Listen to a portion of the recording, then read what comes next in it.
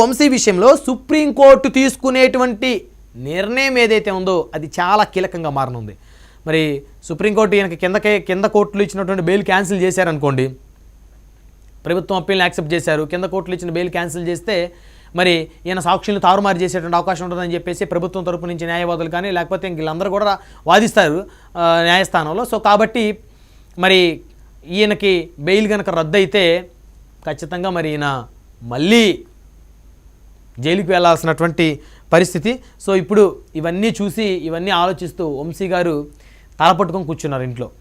ఎందుకంటే తప్పయింది, క్షమించండి కోరాను, గతంలో అందరినీ కాళ్ళు గడ్డాలు పట్టుకున్నాను, ఇంకా అలాంటి మాటలు మాట్లాడనన్నాను, అసలు రాజకీయాల నుంచి విరమించుకుంటున్నాను. ఆయన ఆల్రెడీ డెసిషన్ తీసుకున్నారు, రాజకీయ సన్యాసం తీసుకుందామని నిర్ణయించుకున్నారు, ఇంకా రాజకీయాలు ఉండకూడదని అనుకున్నారు. ఆ మేరకు వైఎస్ఆర్ కాంగ్రెస్ పార్టీ కూడా ఆయన అంటి ముట్టినట్టుగా ఉన్నారు.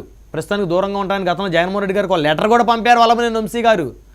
అయినా కూడా ఎందుకు నన్ను వేధిస్తున్నారని చెప్పేసి ఆయన బాధపడిపోతా ఉన్నాడు. అయితే ఇక్కడ టీడీపీకి చెందిన కొంతమంది